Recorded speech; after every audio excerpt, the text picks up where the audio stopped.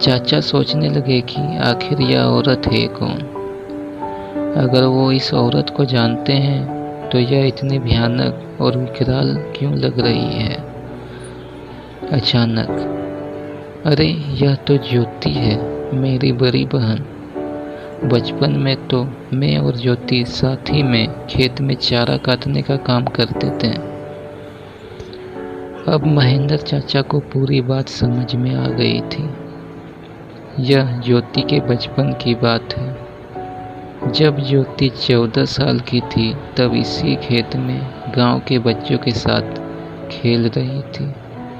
दूसरे बच्चों की तरह ज्योति भी पेड़ पर चढ़कर एक डाल से दूसरे डाल पर छलांग लगा रही थी।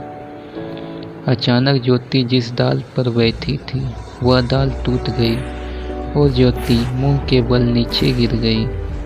यह देखकर सारे बच्चे डर के मारे चिल्लाने लगे।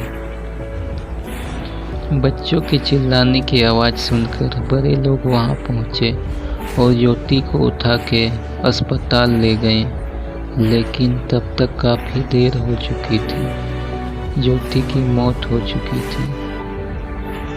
महेंद्र चाचा को ये सारी बातें याद आ गई और वह सीधा ज्योति के पास जाके रोने लगे। जब यह बात गांव वालों को पता चली तो सारे गांव वाले चौंक उठे। वास्तव में वह ज्योति ही थी।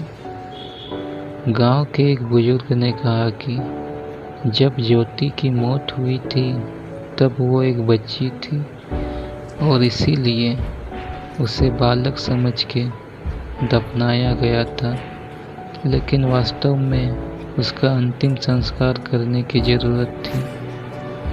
इसीलिए ज्योति की आत्मा आज तक भटक रही है। महेंद्र चाचा ने तुरंत ही ज्योति को जहाँ दफनाया गया था वहाँ से उसे निकाला।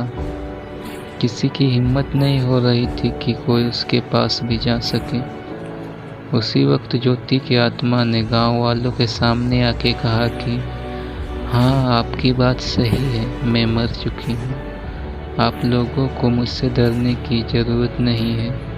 मैं अभी भी इसी गांव की बेटी हूँ, लेकिन मैं आज तक भटक रही हूँ। मुझे मुक्ति दीजिए।